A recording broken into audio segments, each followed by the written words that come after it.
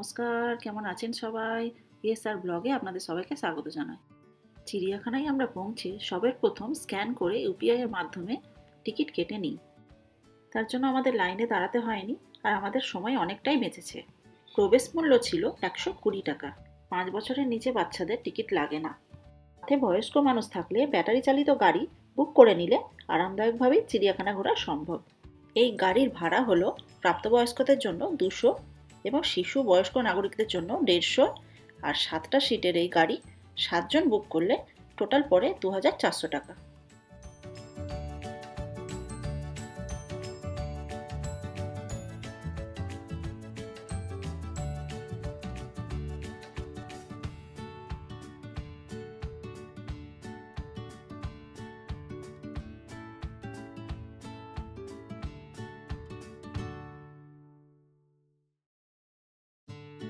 চিতাবাঘ, সিংহ, শিম্পাঞ্জি সব প্রাণীর চেহারা বেশ ভালো ভালো যত্ন করে দেখেই বোঝা যাচ্ছিল।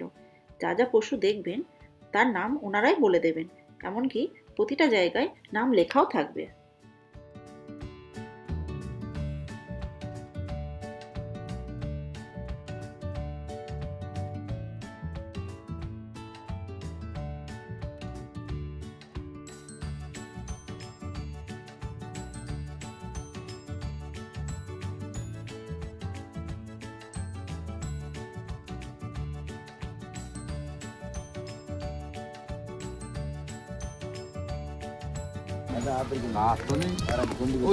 ওই তো দাঁত আছে। ও হাতির দাঁত খুঁজে বেড়াচ্ছে, ও হাতির দাঁত দেখতে পাচ্ছিল না।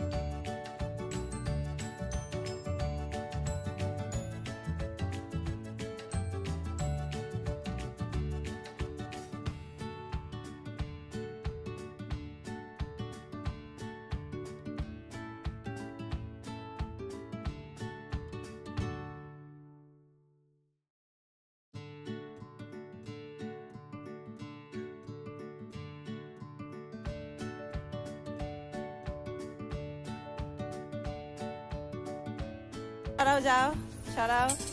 এই তো, বাহ বাহ বাহ, মজা পেয়েছো? হ্যাঁ, চলো।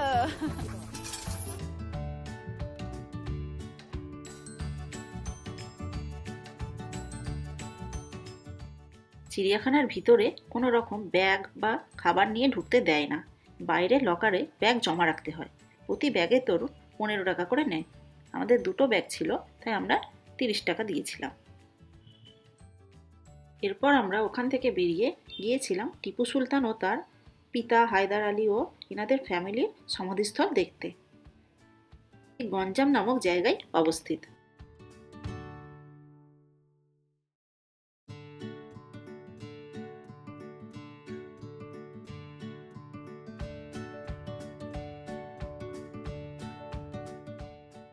বিশাল জায়গা জুড়ে ছিল এই সমাধিস্থল।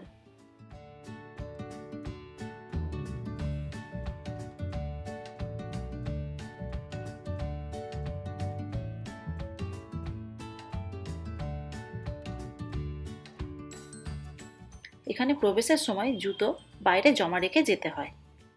পায়ে যাতে গরম না লাগে তার জন্য সমাধিস্থল পর্যন্ত কাপড় পেতে রেখেছে।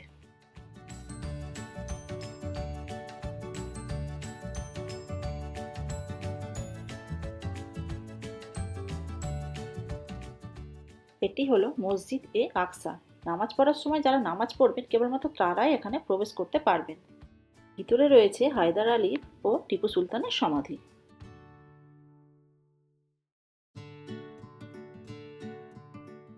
কালো চাদরে মোড়া সমাধিটি হায়দার আলীর, আর বাঘের গায়ের মতো চাদরে মোড়া কবরটি টিপু সুলতানের।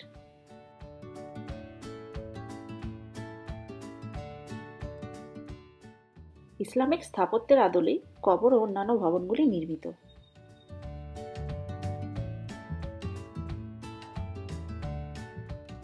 এখানে চলছিল ছবি তোলা পর্ব।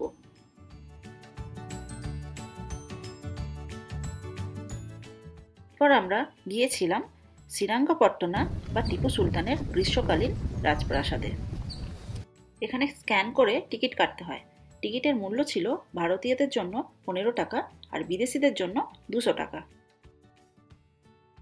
গ্রীষ্মকালে গরমের দাবদাহ থেকে মুক্তি পেতে টিপু সুলতান এই রাজপ্রাসাদ থেকেই সমস্ত কাজ সম্পন্ন করতেন। এই প্রাসাদটি বিশাল জায়গা জুড়ে নির্মাণ করা হয়েছিল। প্রাসাদের সাথে যে বিশাল বাগান ছিল তা সত্যিই নজর কাড়তে বাধ্য। ফুল গাছ থেকে শুরু করে বিভিন্ন নানান ধরনের গাছ ছিল। এই সমস্ত গাছগুলো দেখে বোঝা যাচ্ছিল যে গাছগুলোকে খুব যত্ন করা হয়।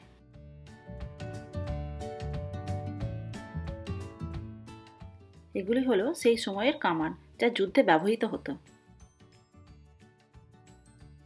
আর এই গোল বস্তুগুলি হলো কামানের গোলা। সম্পূর্ণরূপে কাঠের সাহায্যে প্রাসাদটি নির্মিত হয়েছিল। প্রাসাদের দেওয়ালে সেই সময়ের বিভিন্ন চিত্র আঁকা ছিল। এই রকম চিত্রকলা তাজমহল ছাড়া আর কোথাও দেখিনি। ভবনের ভিতরে চিত্রসহ সেই সময় বিশেষ গুরুত্বপূর্ণ মানুষের পরিচয়ও এখানে দেওয়া আছে।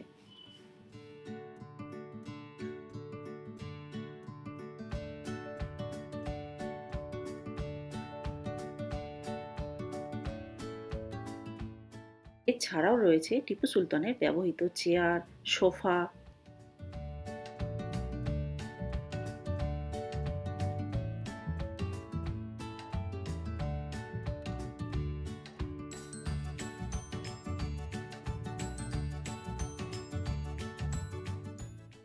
এছাড়াও যেটা দেখা গেল সেটি হলো টিপু সুলতানের ব্যবহৃত পোশাক, টুপি, এই সমস্ত জিনিসগুলো রাখা আছে সযত্নে পর্যটকদের দেখার উদ্দেশ্যে।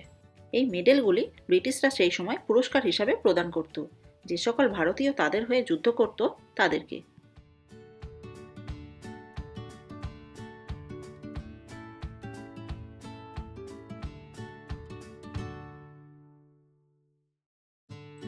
ইনি হলেন টিপু সুলতান।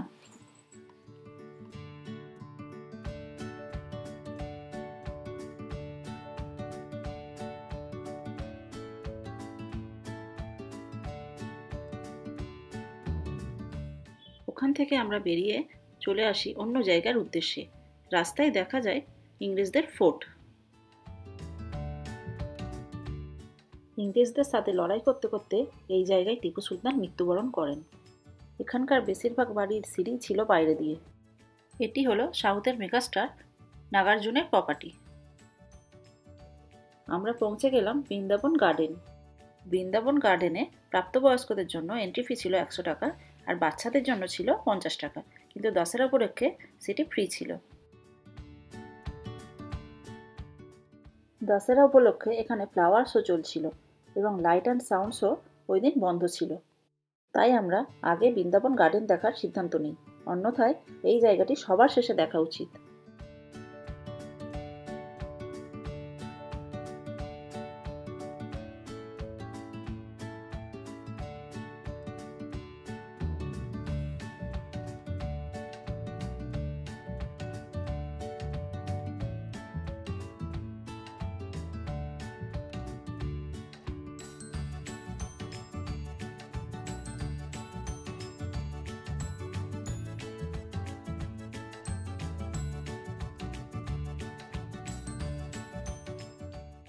দশেরা উপলক্ষে বৃন্দাবন গার্ডেনের ভিতরেই অর্কেস্ট্রারের আয়োজন হয়েছিল।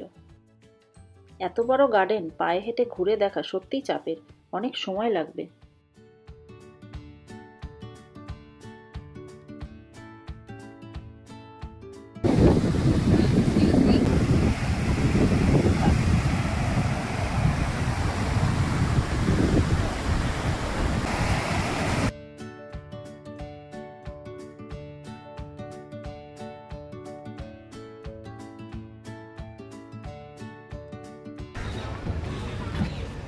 দূরে যে জায়গাটা দেখা যাচ্ছে ওইখানেই হয় লাইট অ্যান্ড সাউন্ড শো। ওইখান থেকে বেরিয়ে আমরা চলে এলাম ঐতিহাসিক মাইসোর প্যালেস দেখার জন্য। ভারতবর্ষের সুন্দরতম রাজপ্রাসাদগুলির মধ্যে এটি অন্যতম। এই প্যালেসে প্রবেশ করে ডান দিকে আছে মাইসোর প্যালেসের মন্দির। দশেরা উপলক্ষে এখানে স্থানীয় শিল্পীদের প্রোগ্রামের ব্যবস্থা ছিল। এই প্যালেসে প্রবেশ মূল্য জনপ্রতি 100 টাকা, আর 5 বছরের নিচে বাচ্চাদের প্রবেশ মূল্য লাগে না। প্যালেস খোলা থাকে সকাল 10টা থেকে বিকেল 5টা পর্যন্ত। প্যালেসে প্রবেশ করতে হলে জুতো বাইরে জমা দিয়ে প্রবেশ করতে হয়।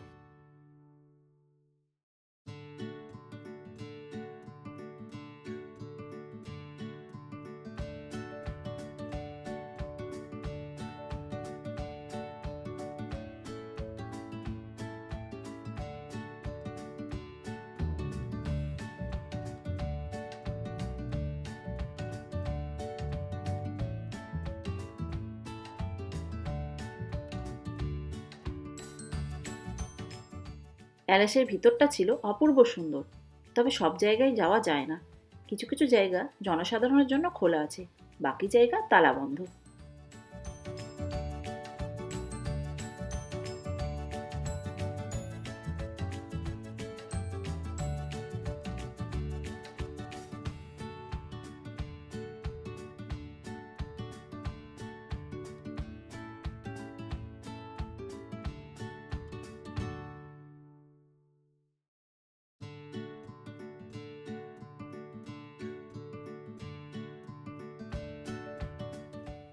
দরজাটা হয়তো খোলা আছে, কিন্তু সাধারণ মানুষের জন্য না।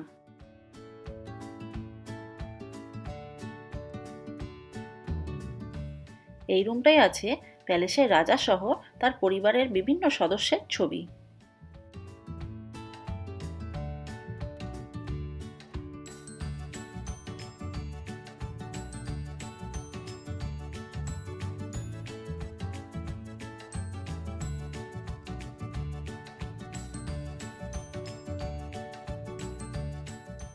এই লিফটটি হলো তখনকার সময়কার লিফট, যেটা এখন বন্ধ।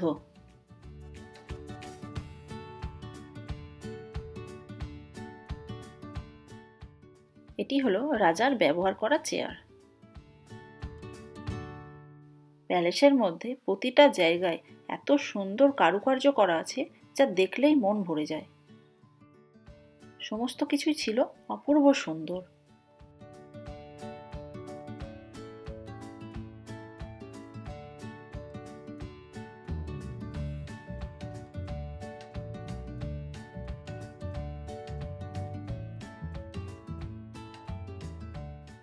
প্যালেসের এই দেওয়ালে ছিল তখনকার সময়কার চিত্রকলা। এখানে বিভিন্ন দেবদেবীর মূর্তি রাখা ছিল।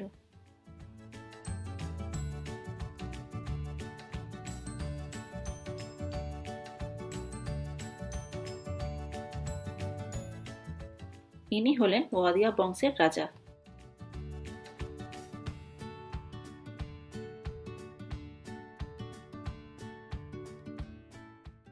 এখানটা হলো প্যালেসের ওপরতলা।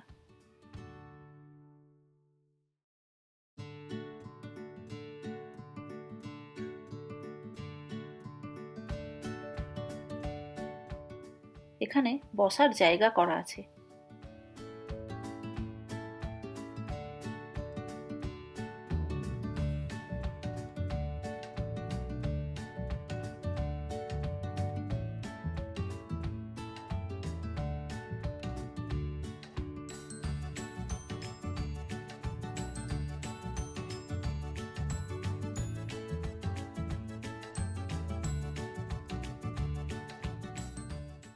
প্যালেসের দেওয়ালেও বিভিন্ন দেবদেবীর মূর্তি খোদাই করা আছে।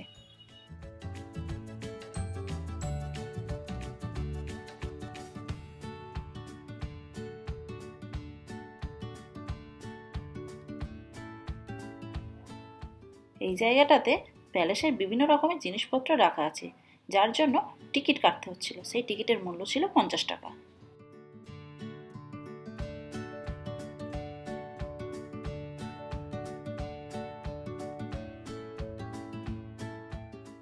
তখনকার দিনে এইগুলি দিয়ে হাতিকে সাজানো হতো।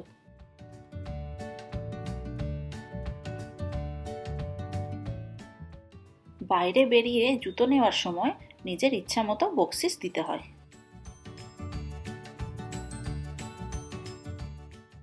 আজকের ভিডিওটি এই পর্যন্তই। দেখা হবে অন্য একটি ভিডিওতে। সুস্থ থাকবেন, খুব আনন্দে থাকবেন আর আমাদের সাথে থাকবেন। সম্ভব হলে একটা লাইক, শেয়ার ও চ্যানেলটিকে সাবস্ক্রাইব করে রাখবেন, যাতে পরের ভিডিওগুলো পেতে সুবিধা হয়।